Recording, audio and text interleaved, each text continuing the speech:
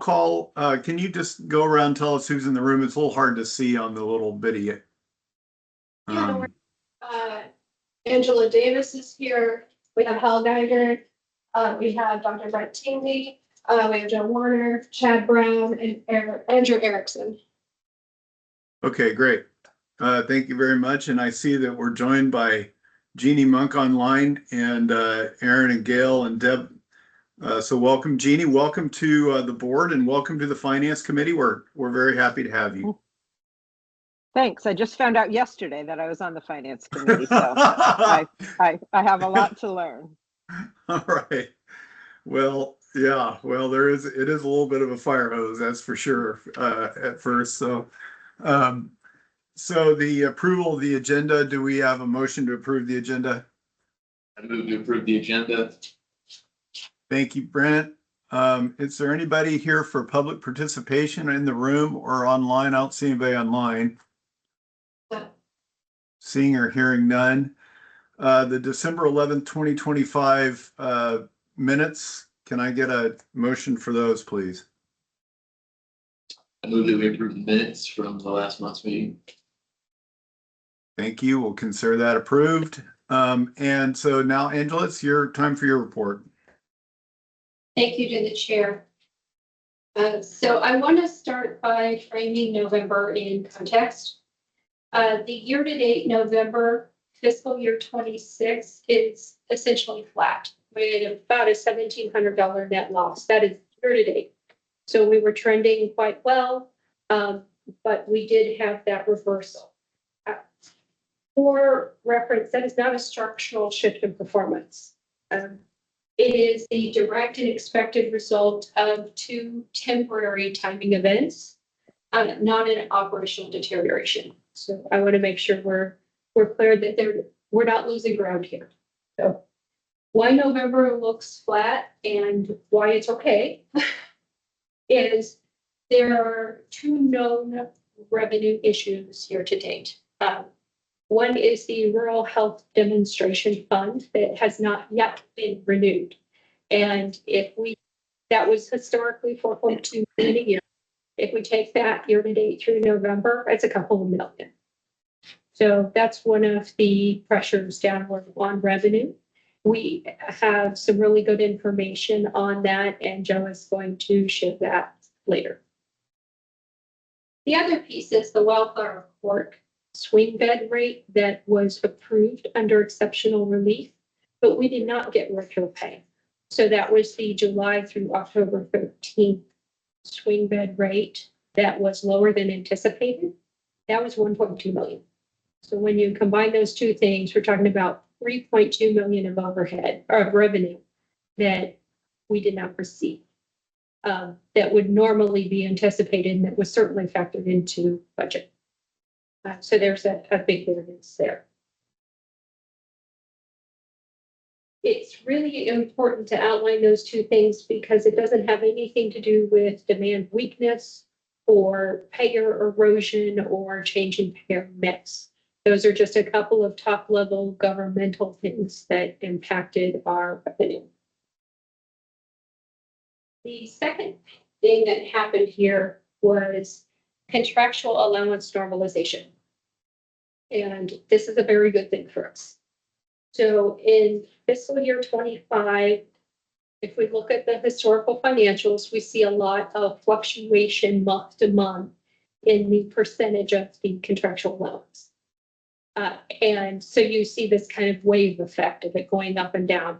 So it started out strong, really high, like 49%. It drips down really low, under 43%, 44%.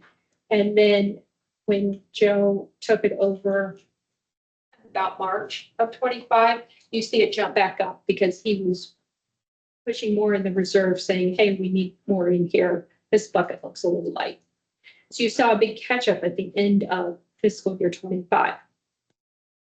What we're doing now is flatlining that. So it's going to be averaging about 46.5% every month. So that's what we were doing in November.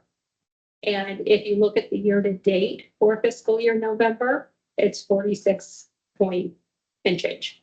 So we're right where we need to be. when talking to our auditors, asked where should we be at on our, contractual discounts and allowances? 46%. So we're in line with that. If we calculate out the difference between fiscal year 25, November year to date, fiscal year 26, that difference is 2.7 million. Right? That's a tiny issue. So it's not like we're getting contractual discounts. It's not that we're losing anything. Just instead of back end loading that in the financials, we're streamlining it throughout the period of the financials so that we don't have a big catch up at the end of the fiscal year. So what we take now, we will realize an upside later on. Any questions on that piece? I know it's a lot of math and numbers, and contractual discounts and allowances are challenging. Yes, Kyle. Well, so I'm trying to understand, I'm not exactly understanding what you're saying. Okay. The contractual discounts, that's an actual thing. That's a state of nature. That's a reality. But then there's also what we use for forecasting or for something like that. You're talking about, you use the term flat line. You're talking about creating a flat line or some kind of average for forecasting or for imputing numbers. So The reality is whatever the reality is. the 46%, which has historically been about the rate and is currently the rate we're trending, includes the actual write-offs, right? What the commercial insurance forces us to write off, what Medicare forces us to write off, whatever bad debt is, it's all lumped up in there. There is a component of it that is a management estimate. And that estimate says, here's what I think we're going to collect. And then we pass 3 months later, we look back and go, hey, did we collect what I think we were going to collect? So that estimate wasn't as streamlined last year. And that's why at the end of the year, Joe had to start increasing it because he said, oh, we're not collecting what we think we're collecting, add more into the discounts and allowances, reserve for more because we're going to be light. What we're doing is doing that analysis in detail every month and getting to that near 46%. We've proved it out in audit. We've done multiple different calculations with DCA. We've done them internally, and we're coming back to that 46.5%. And so we're making sure that's more streamlined so you don't have all the fluctuations. So that's something we can point back to and say, okay, this is normalized now. We know what we're collecting. Thank you. Yeah, that's a great question, Hal. I appreciate that. And Sharon, I'm sorry, Angela. Angela, would you also speak a little bit about a couple of the other one-offs that we've had this year that have added some costs that, and I'm thinking, for example, the new physician offices and clinics and that kind of thing. So one other thing that we had that was, it was anticipated because it was finance committee and board approved, but maybe we didn't have the exact number of what that impact would be. So incorporating Bartlett Family Medicine into our overall health system. We knew that bringing them on board and standing them up was going to have a cost to it. One, they weren't really self-sustaining as an independent practice. So we knew we would have to streamline them under our system, reduce some overhead because we now have shared services. It's the way they purchase. So they're taking advantage of the PPO. Things that decrease cost over time, but it takes time to realize that. So the impact of that was a net loss for Bartlett Family Medicine of $560,000 through November. So that was also absorbed in there. So yes. I'm just gonna, do we have an estimate of when they'll become net positive? Is there a goal or is there a number of months that we anticipate that it will take for them to become, I guess, profitable on their own? Well, it's kind of that's a two-part answer to this one. We're looking at how we are going with Medicare and Medicaid at this point. We need to change the designation of the clinic to move it to that profitable state. Mm-hmm. And so that takes time. So we've been working with Stradwater over the last 3 or 4 months to analyze whether RHC or just provider basis is right. So once we make that shift, I expect we become profitable pretty quickly. the big piece behind that is we're able to enroll the clinic through 40B and start doing some contract pharmacy stuff as well, which usually offsets a lot of those costs. So,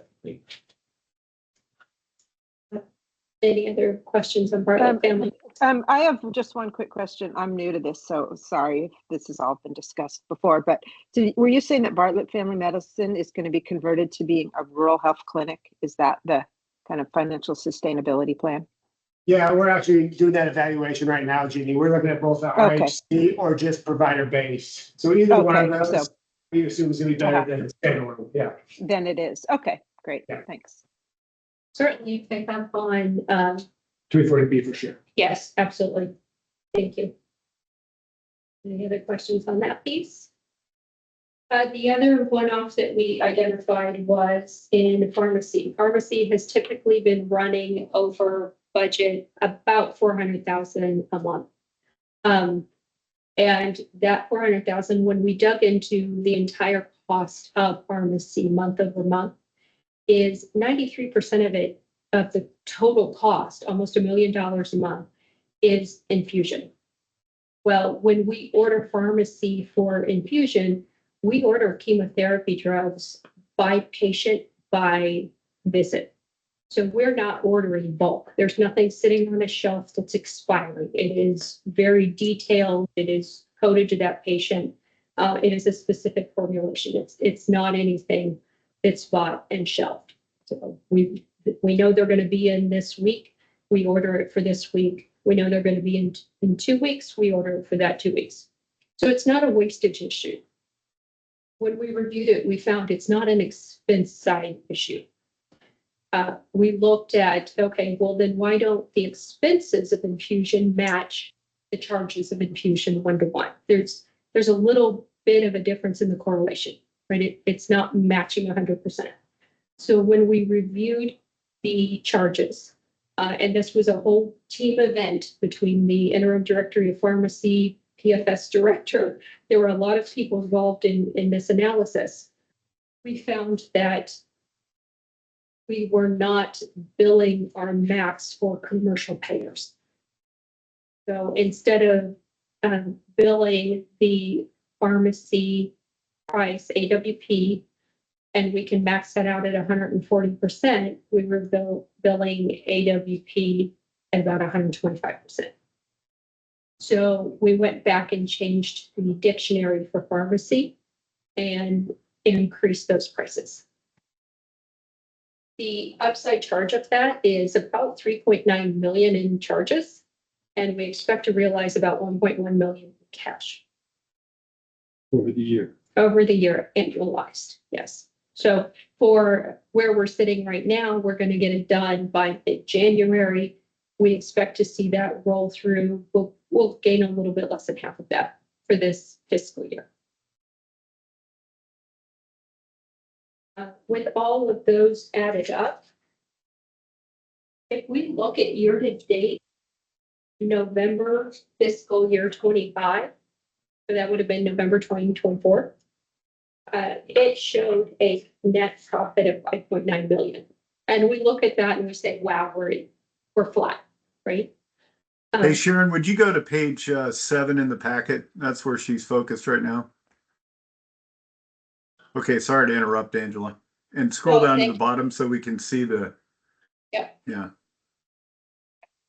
So you see the 5.9 million in the last column on the right before the percentages. And that was the November 2024 year-to-date number. And we compare that to our negative $1,000. So we're flat November of 2025.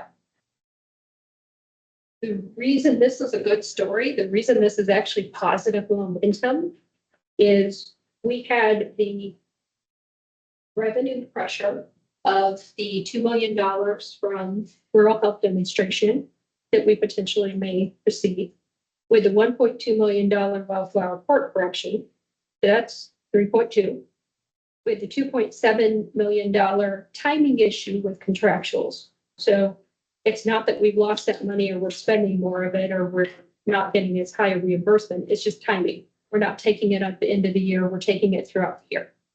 So that's a timing issue of 2.7.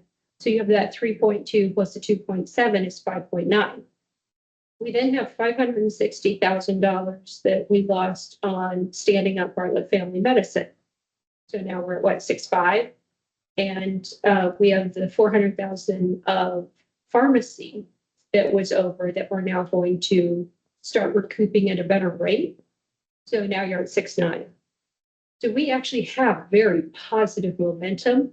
This is a timing issue, not a structural change. Thank you. Questions for Angela? I've got a couple. Angela, I don't know if this is still coming, but on page 15 and 16, which are the inpatient, outpatient charts, could you just talk a little bit about what you saw in December?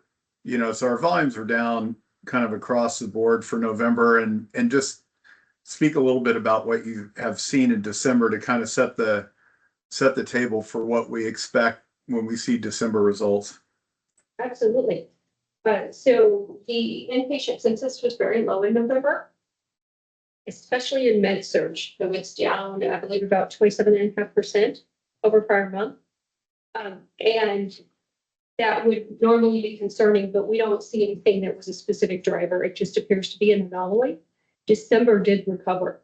So if total inpatient charges were around 18 million total charges were around 18 million in November, they're sitting like over 20 in December.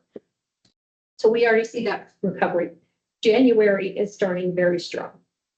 So we don't think this is a trend. It just simply was an anomaly. Yeah, thank you. Thank you for that. Any questions on that?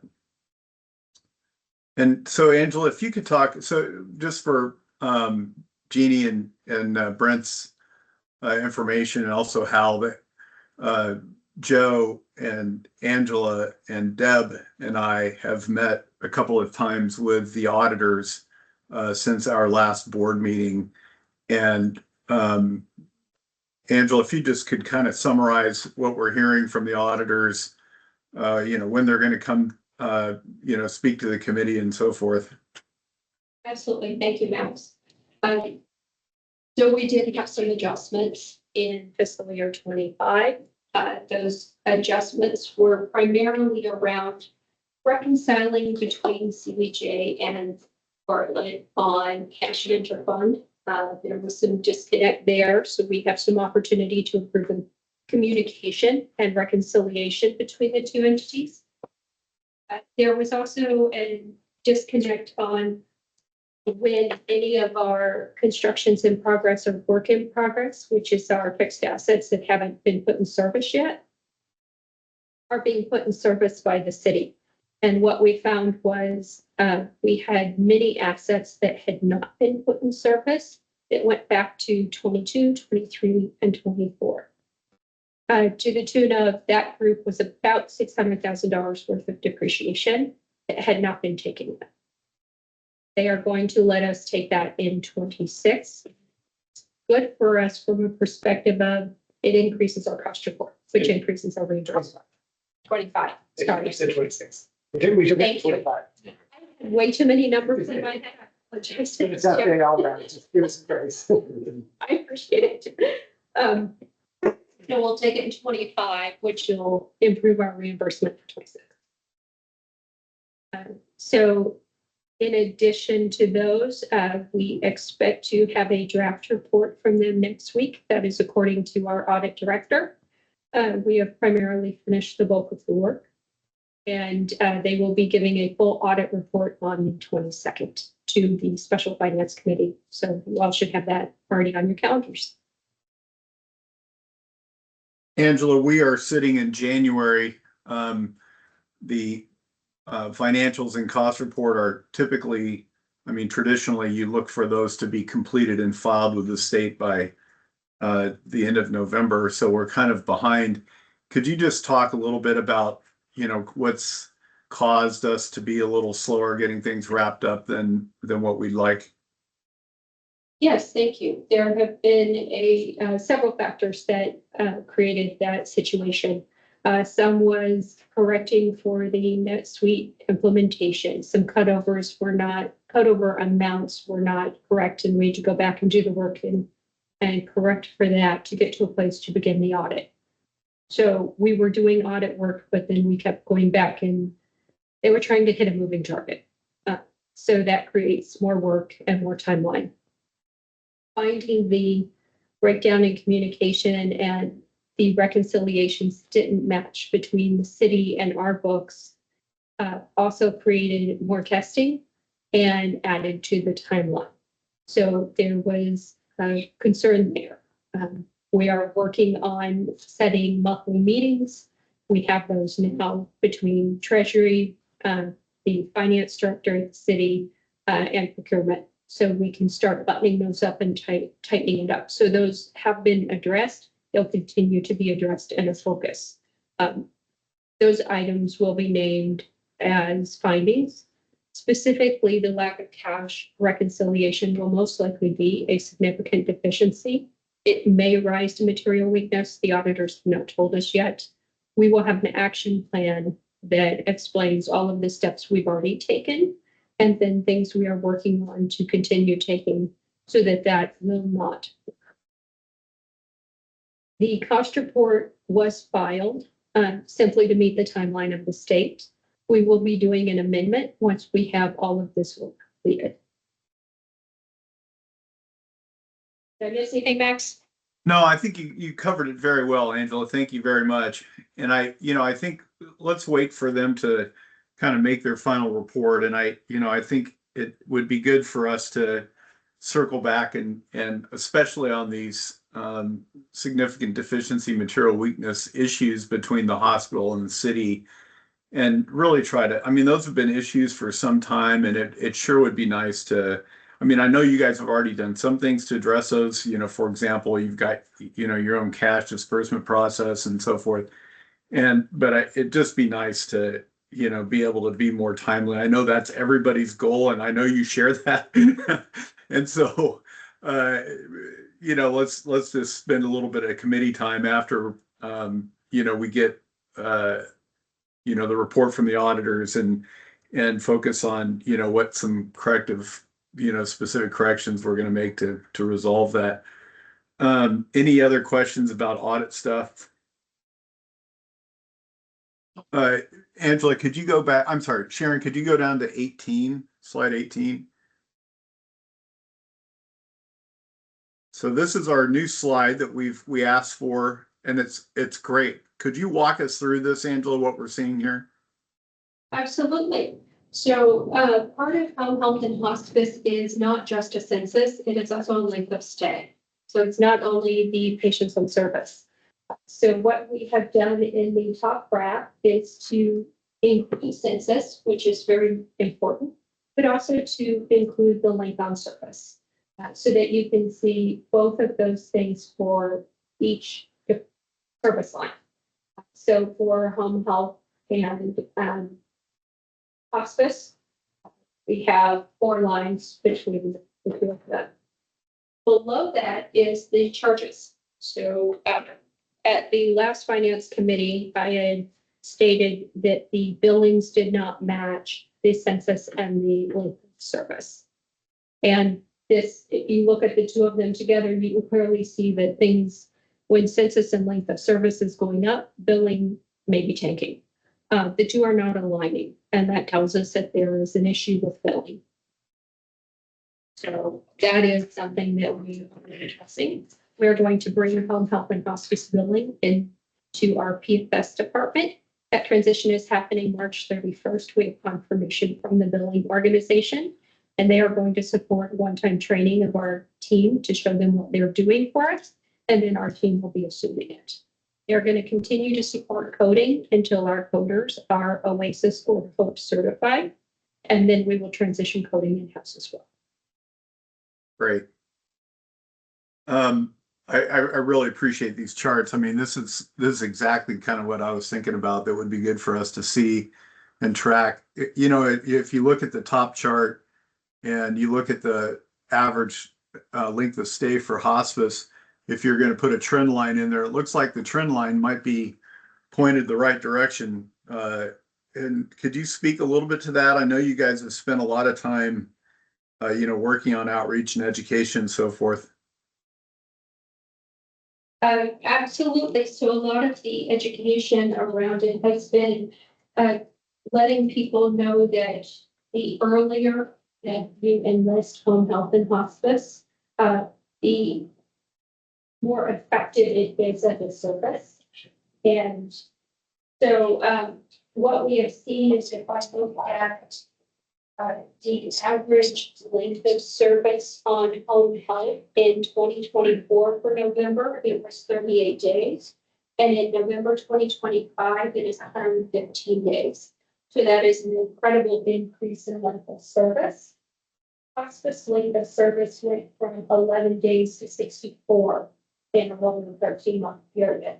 So the education and the outreach is working.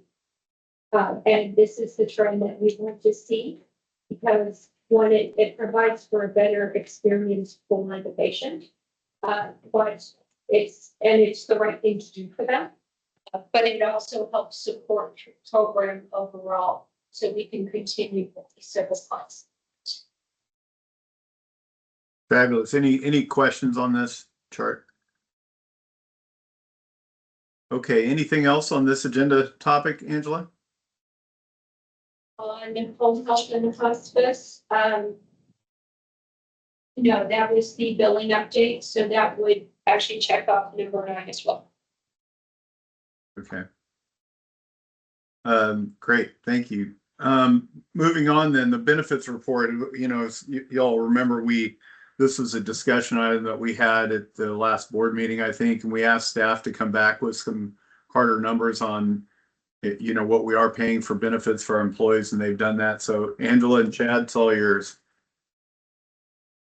Thanks, Max. So you can see on this slide, what we did is we wanted to give you an indication of what the benefits cost was for a general idea rather than getting into super specifics. But you can see there on the top line is if a person's total compensation for, let's say, hypothetically in that case, that would be like a CNA type level person. CNA is going to be a little bit more than that, but this is going to give you a really good idea. The total cost for the health and welfare benefits for that individual totaled $34,000.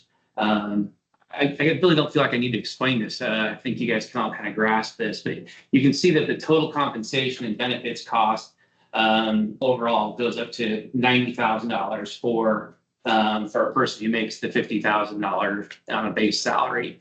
You can see the percentage drops a little bit because some of the number as the compensation level goes up, some of those things are percentage based, like our PERS contribution is percentage based, but some of our health and welfare benefits are static numbers. So you can see that's why that number varies a little bit there. It's again, some static, some percentage based. The question I think really stemmed from my comment that in some cases with our CNAs, our travelers, that the cost is equal or in some cases less. So what this doesn't entail or what this doesn't really show is obviously the actual line by line, staff breakdown. It also doesn't indicate that there's a 5.5% increase coming this year to salaries-based staff, which is, in this case, close to 10% increase for some of those folks. So what we're seeing is the average traveler, the current traveler rate for a CNA is $52.19 an hour. So that equals out to about roughly $97.7. So if you look at the average cost, if you kind of go up to the base rate for a CNA level 2, which is someone with 6 months experience, and then you add that 5% on there, the actual number comes out, our cost would come out to $98,500 for an equivalent staff member.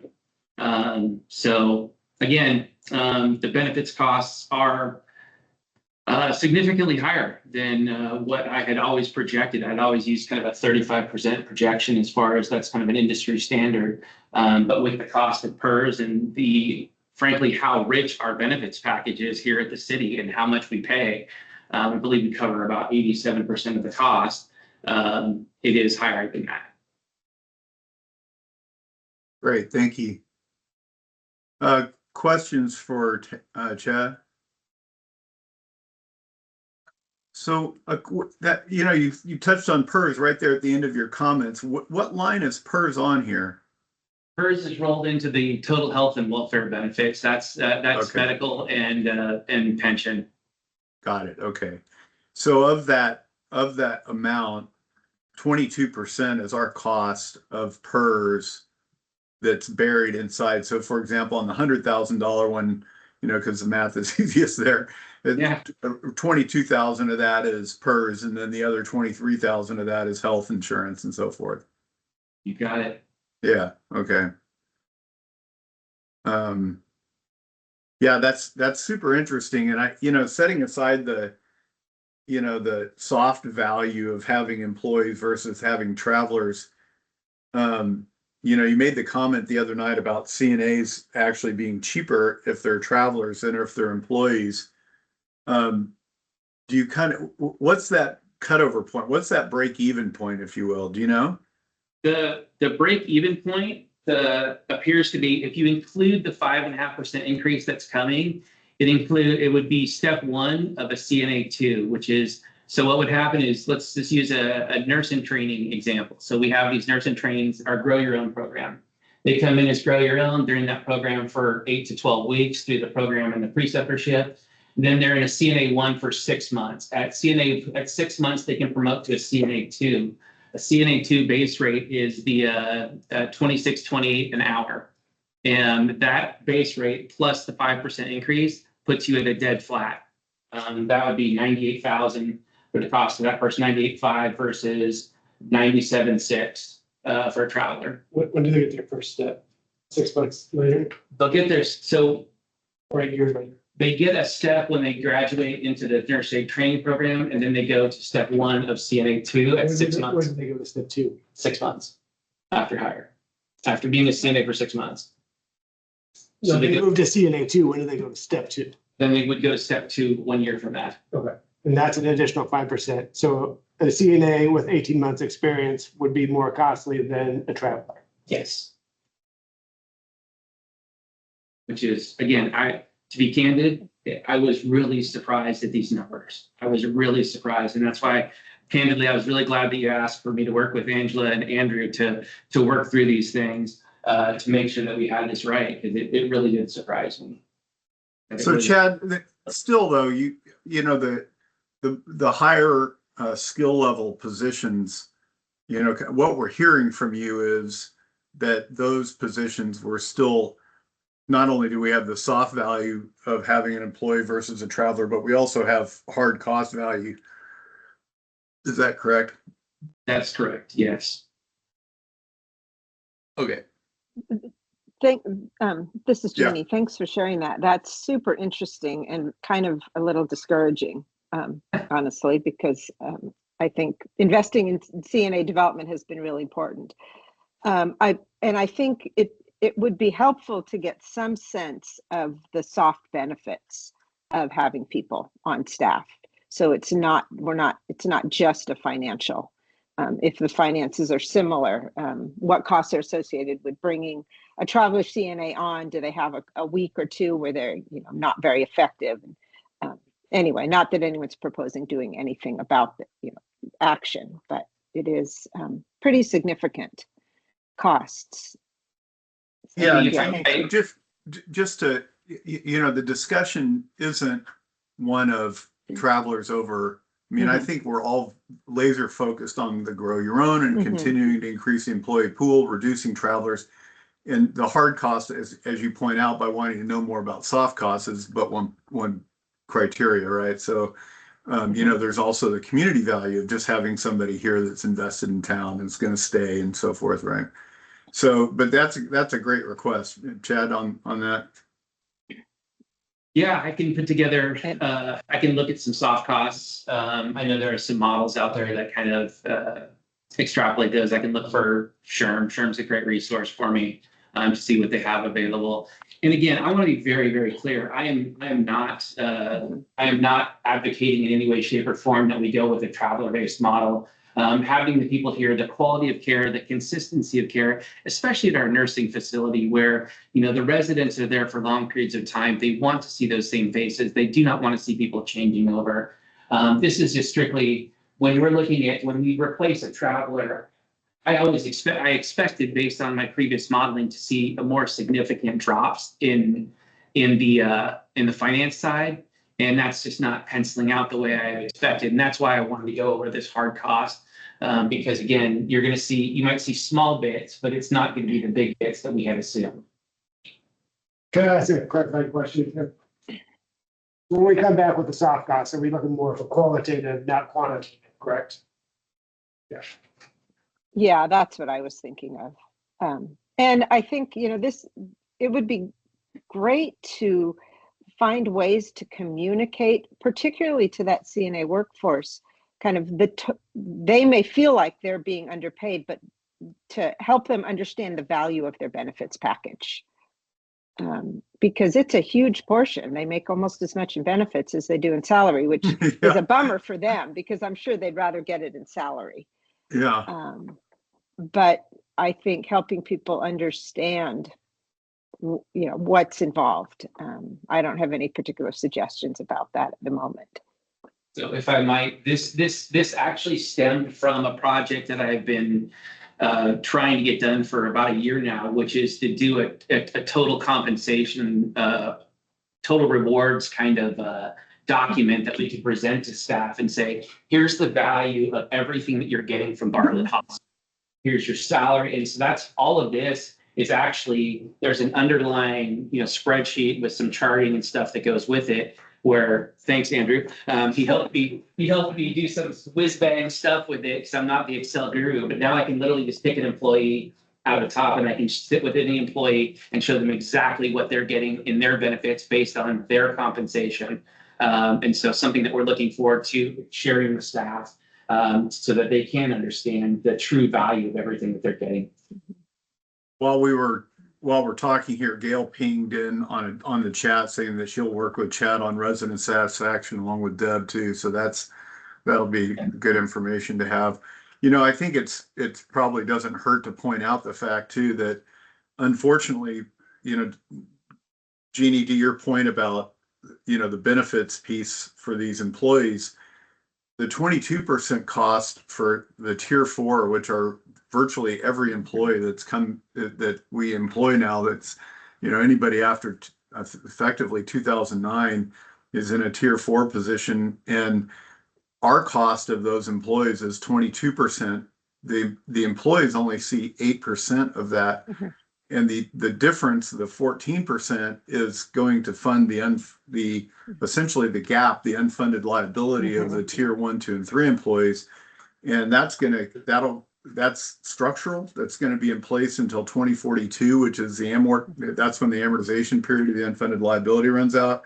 And so it really is it creates even more of a hiring problem because the employees only see an 8% value there, but it costs us 22%, So yeah, that is just such a frustrating situation. it is very frustrating. So, well, Chad, thank you very much on this, and thanks for the additional information you're going to bring back at Jeannie's request.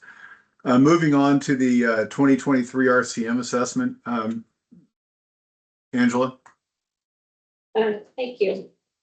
So in the previous Finance Committee, the chair requested that we go back to the 2023 RCM assessment and review it for any applicable items that could be carried forward and utilized to improve the revenue cycle. After thoroughly reviewing it, I found that there are still some applicable items in there that we can use. Primary one was move to one EHR. So that is something that we are looking at under rural health transformation funds. If we're kind of in a wait and see as we go through the state application process. And then we'll see if that's something that we can potentially do. That would be a multi-year project to enact that. There was also some process mapping to identify the patient journey. So from start to finish, from before they get in the door until they pay their last bill on the event. That is a longer term project as well, but I'm creating A3s around that to begin process mapping the patient journey so we can find out where the processes are breaking or if there's ways to streamline it or make it just more user friendly for the patients. Yes, Can I ask a question? I thought I'd just pick it up from context, but what is RCM? revenue cycle management. Okay, thank you. Thank you. Sorry for that. And then making sure that our processes are functionally aligned with our mission values so that we are taking care and accountability of all of our billings, which we do. But just again, that goes along to support that process alignment and process mapping review. And then establishing key metrics for all of the team members who participate in revenue cycle, whether it's patient financial services, patient account services, case management, all of them feed into that RCM. And establishing KPIs for them to achieve on and then holding them accountable. And then that drives, it incentivizes the productivity that we want and adherence to policy and improvement that we want to see. And then developing training pathways for those teams as well to ensure that we're using the latest and greatest technology.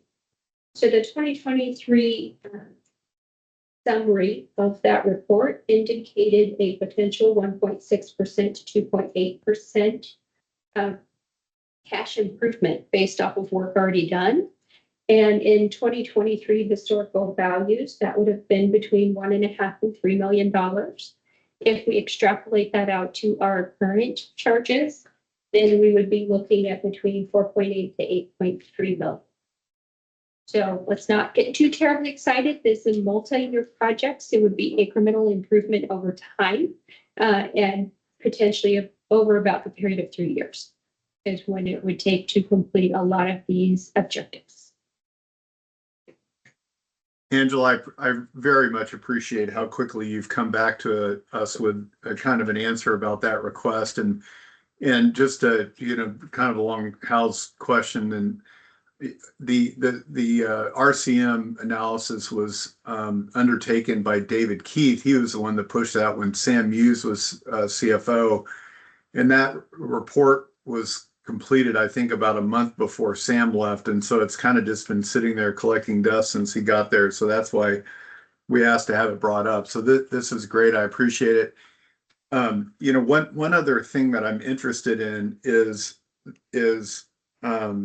when we do it, the admissions function, are we, for people who are underinsured or self-insured, are we doing the financial kind of interaction with them necessary to find out if we need to anticipate payment plans, those kinds of things. Have you had a chance to dive into that issue, Angela? I have only looked at that on the surface, and we are technically compliant with the Price Transparency Act. Is there more opportunity to potentially create a deeper relationship on those financial expectations and timeliness of payments and scheduling out payment plans? I think there's always opportunity for that, and that'll be part of our process mapping and A3s. Great. Can I make a comment on that? Just in Yes. addition? You bet, yeah. Part of the answer to that question, Max, is we do have a clerk that works at a PAS office. And when we have an admission, she goes upstairs and meets with the patient when they're in their first admitted. Oh, great, okay. We start that discussion up front. And so it's particularly useful when we have cruisers come in. So we set up a payment plan, the second they're admitted. Obviously with locals, we're working with first thing, getting financial assistance applications at that point. I hope that adds context to her answer as well. Yeah, that's great. I didn't know that. That's good to hear. So fantastic. Anything else on RCM, Angela? Not on my end right now. Thank you. I think you covered the home health and hospice billing update. Yes, sir. So that brings us to the housing update. Is that Joe? Yeah, that's me. So we met with, Wayne from Jensen Riverwall. He'd gone through, he did some tentative or preliminary drawings. The next phase of that was to get a survey completed. We went out, found the company that could do it, got a quote that came in a little bit higher than I wanted. So we made sure we did our due diligence, make sure we had it completable with one of our recent projects, like the Aurora, to get a survey done with that. There was nothing that would help us with this project, so we have engaged to get that survey done. Next phase, after we get the survey, they will go through and they'll do a costing estimate for us for budget purposes. The ideal situation is we're able to get this, work it into the budget, in the CIB budget for next fiscal year. We have also talked about this particular project with the state in relation to the rural health transformation funds. There could be funds with renovation. They're unsure if new construction would or would not, but we can do a request straight to CMS to see if they would allow it. And that's where we're at with that. So are we still thinking about this being a grant to Bartlett Foundation and then they would do the construction, or has that changed? Well, if I'm able to get the state or the federal government to pay for it, we would do it that route first. Ideally tap into those set of funds. Okay. You know, there's $270 million that the state got this year that they're gonna try to figure out how to spend. I'd like to help them. Sure. Can we get that? So I guess, you know, that doing a cost estimate for that's sufficient enough to be able to include an ask or include a capital item in our budget request for 27. Are we going to be able to get there, Joe? And I guess the side question to that is, can we have the flexibility with that request such that we can say we either want to build this ourselves or potentially grant this to Bartlett Foundation? I mean, is that a kind of are we able to get there in this budget cycle? I'm hopeful. I think we can get the quote. There's complexities in the situation. So the foundation used to own the building and then they gave it to CBJ and Bartlett. So now it is owned by the city and borough of Juneau. So I have to understand the complexities associated with that. Can we have the foundation help on the construction side? And so my original understanding was this was owned by the foundation and it was for a long time, but once they gifted it, it's CBJ property at this point. Oh, that's news. I didn't know that. So this is a CBJ asset? This is a CBJ asset, which changes that. Oh, yeah, sure does. Okay. Have you talked to the manager's office about this yet? I have it in my report. I've talked about it with Katie and Robert, just high level, what we're looking at. So they've given me some tips, you know, like what the next steps would be potentially from their perspective. So do they seem supportive then? Is that fair? They seem supportive, yes. Wonder if we should get our liaison up to speed on this issue too. I don't know, we can talk about that separately. Great, well, I appreciate. The major question is funding. I mean, I think it Yeah. smooths some of the problems. We can get rural health funds to help maybe design, maybe do the renovation on parts, so we're not funding the whole project. Yeah. Yeah, I hear you on that. I guess I still feel strongly enough about the fact, I mean, especially with what we went through with the lack of housing last year and losing employees because of it, that it's supportive of the mission, which is, you know, to be able to get people into Juneau, and there's kind of a larger community goal around that too, right? Yeah, and we could have short-term and long-term goals. I mean, we can access and start looking at rental properties in the short term as we try to figure out our long-term plans. Yeah, okay. Thank you for the work on that. Any questions for Joe on housing? Okay, committee comments and questions. Let's start with Brent in the room. Brent? Yeah, I don't have any questions or comments for that matter. Jeannie? Yeah, I just want to go back to the rural hospital demonstration program. I think you had mentioned that Joe might be able to give an update since that's really important. Yes, I can do that. I actually have a couple updates if the chair is okay. I can go through a few items here I'd like to share with the group.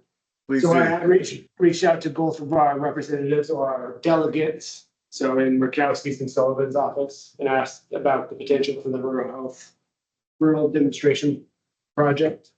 They both felt positive and confident that would be attached to the budget bill that could be passed by the end of January.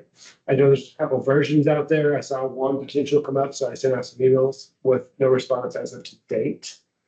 So I don't know if that means their confidence wanes or they're just busy at this point. So waiting on a response. Their initial response was they thought it'd get passed this month. And then the last 3 times that has happened for Bartlett, it's been retroed back to the first of the year every time. So our anticipation is, well, after the most recent one, I'm not gonna hold my breath on anything, but we're hopeful that they'll do the same thing, we'll get those funds. We'll continue to push out. I've tried to find a contact at Beggich's office to try to make sure he's engaged in this as well. He's a little bit more elusive at this point, but still working on it. The other two update.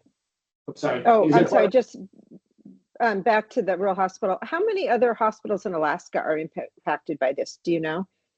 I believe we're the only one at this point. Central Peninsula Oh, pulled out of it. Yeah, They did, okay. yeah.